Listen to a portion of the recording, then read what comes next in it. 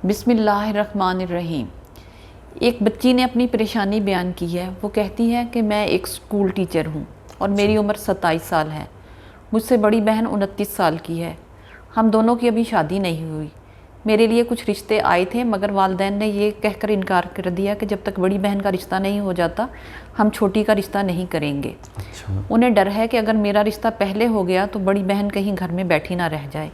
مجھے بھی اس بات کا ڈر لگتا ہے مگر کوئی راستہ سمجھ میں نہیں آ رہا۔ والدین سے کچھ کہتی ہوں تو خود غرضی لگتی ہے۔ اب ایک اچھے لڑکے نے مجھے خود سے پرپوز کیا ہے، کوئی سمجھ نہیں آ رہی کہ اسے کیا جواب دوں۔ آپ کوئی رہنمائی کیجیے۔ بہت ہی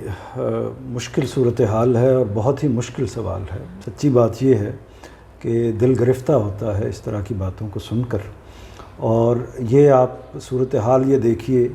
کہ بچی کو خود سے اس موضوع پر بات کرنی پڑی ہے۔ اس کا مطلب یہ ہے کہ وہ کتنی ایک مشکل صورتحال میں ہیں وہ خود بھی، اور ان کی فیملی بھی کتنی مشکل صورتحال میں ہوگی۔ تو یہ ہمارا سوشل ایشو ہے، اور اس پر جو میں ایک بہت ضروری بات کرنا چاہتا ہوں۔ ایک بات تو بچی سے جو کہنا ہے وہ تو بعد کی بات ہے، لیکن بچی، بالکل صحیح کہا آپ نے کہ بچی سے بڑھ کر جن کو مخاطب ہونے کی ضرورت ہے وہ اس کے والدین ہیں، اور بچی کے لیے اگر یہ ممکن ہے کہ ہماری یہ جو گفتگو ہے وہ کسی نہ کسی طریقے سے اپنے والدین کے سامنے بھی رکھیں تو یہ مفید ہو سکتا ہے۔ اور دوسری چیز یہ ہے کہ والدین بھی اگر اس پروگرام کو یا ہماری بات کو سن رہے ہوں ان کو بھی اس بات کو کنسیڈر کرنا چاہیے۔ مسئلہ کیا ہے، اور میں نے یہ مسئلہ اکثر والدین کے ہاں محسوس کیا ہے، وہ ہے انصاف کا مسئلہ۔ یعنی ہماری سوسائٹی میں معلوم نہیں یہ کیوں مسئلہ ہوتا ہے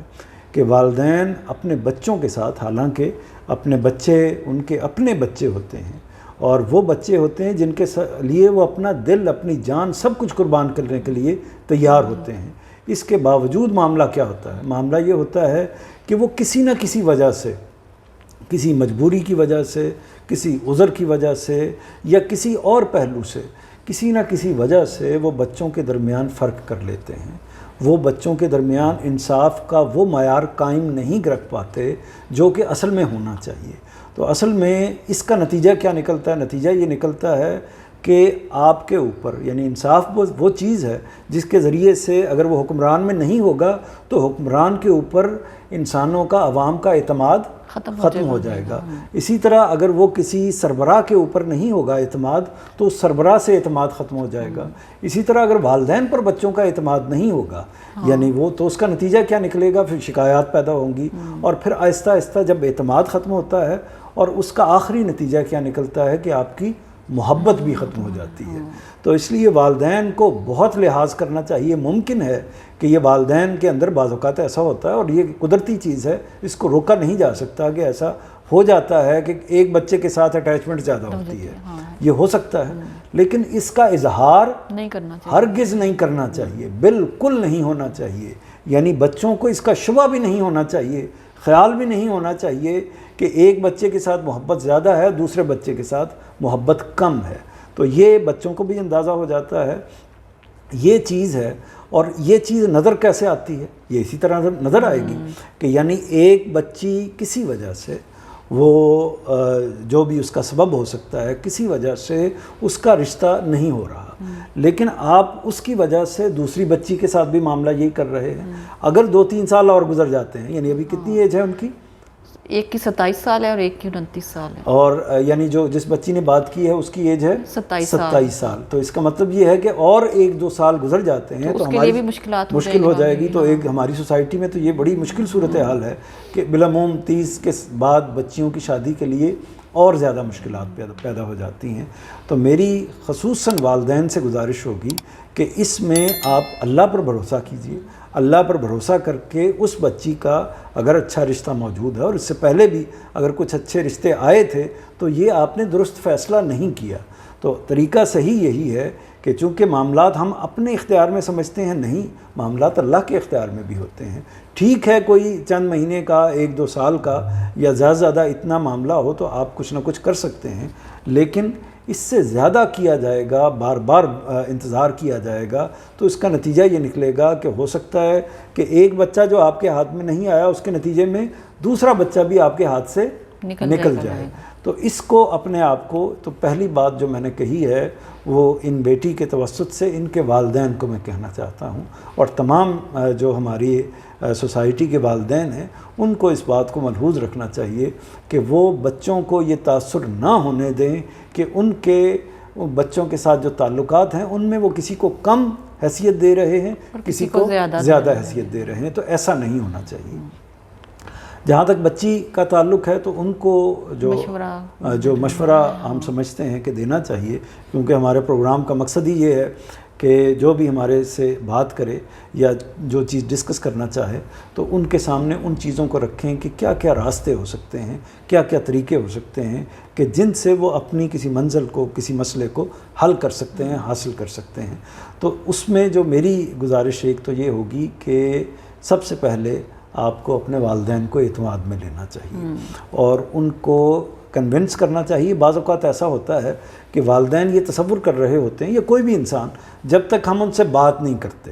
جب تک ہم یہ سمجھ رہے ہوتے ہیں کہ جی وہ خود ہی میرا خیال کر دے گا، تو انسان اصل میں ایسا نہیں ہے۔ انسان بھول بھی جاتا ہے، انسان غفلت کا شکار بھی ہو جاتا ہے، انسان اگنور بھی کر دیتا ہے۔ تو اس کو بتانا پڑتا ہے، تو یعنی اپنی زبان سے اظہار کرنا پڑتا ہے، ورنہ یہ محسوس ہوتا ہے بچہ بھی جب اس کو بھوک لگتی ہے، جب اس کو دودھ چاہیے ہوتا ہے تو آواز دے کے بلاتا ہے نا، روتا ہے، تو یہ سارا معاملہ کرتا ہے۔ تو یہ اظہار چاہیے ہوتا ہے، اظہار کے بغیر دنیا جانتی نہیں ہے۔ تو ہمارے ارد گرد جو ہمارے والدین ہیں وہ بھی تو ایک طرح سے دنیا ہی ہے نا، تو اس لیے والدین کو اعتماد میں لینا چاہیے، ان کو بتانا چاہیے۔ تو ایک ان کے لیے مشورہ یہ ہے کہ ان کو کنونس کریں اور اس بات پر لے کے آئیں کہ جو معاملات اللہ تعالیٰ نے رکھے ہوئے ہیں معاملات اسی طریقے سے ہوں گے۔ دوسری ایک اور کام میں ان کو مشورہ دوں گا کہ وہ ایک اور کام کریں کہ اگر ان کے لیے خود کچھ حجاب محسوس ہو رہا ہے، یعنی ایک طرح سے ڈیمانڈ ہو جاتی ہے، یہ میں بالکل انہوں نے ٹھیک کہا ہے کہ وہ یہ محسوس کرتی ہیں کہ جیسے سیلفشنس ہے، جیسے خود غرضی وہ اپنے آپ کو اپنے اندر محسوس کرتی ہیں، تو اس کا حل کیا ہے؟ ان کو چاہیے کہ وہ اپنی بہن کو اعتماد میں لیں، بہن سے وہ بات اپنی پوری طرح کھول کے رکھیں، اپنا یہ جو پرپوزل ان کے سامنے آیا ہے اس کو بھی ان کے سامنے رکھ دیں اور بتائیں کہ یہ دیکھیے کہ یہ بات بالکل ٹھیک ہے، میں آپ کے ساتھ بہت محبت کرتی ہوں، میرا آپ کے ساتھ غیر معمولی تعلق ہے، یہ ساری چیزیں ٹھیک ہیں، لیکن اب صورتحال یہ آ رہی ہے کہ میں بھی 27 میں پہنچ چکی ہوئی ہوں، تو اس لیے آپ اگر بات کریں گی، میری بات تو ہو سکتا ہے کہ اچھی نہ لگے والدین کو، تو آپ اگر بات کریں گی تو اس کا فائدہ یہ ہوگا کہ وہ آپ کی مجھے سپورٹ حاصل ہو جائے گی۔ تو جب آپ اس جگہ سے بات کریں گی اپنی بڑی بہن سے، ظاہر ہے ان کا آپ کے ساتھ شفقت کا، محبت کا، پیار کا تعلق ہوگا اور ہونا چاہیے، تو جب آپ بات کریں گی تو اس کا نتیجہ کیا نکلے گا کہ وہ والدین راضی بھی ہو جائیں گے اور ان کو اس کا پریشر جو ہے وہ نسبتاً کم ہو جائے گا۔ تو دوسری جو میری طرف سے تجویز ہے ان کے لیے یا مشورہ ہے وہ یہ ہے، اور تیسری اور آخری بات اس میں یہ ہے کہ وہ جس بچے کے ساتھ ان کی بات چل رہی ہے، جس کے ساتھ ان کی انڈرسٹینڈنگ ہو گئی ہے اور جو ان کے ساتھ اس رشتے کو آگے بڑھانا چاہتا ہے، تو اس سے کہیں کہ وہ اپنے والدین کو بھیجیں، والدین آئیں اور والدین کنونس کریں،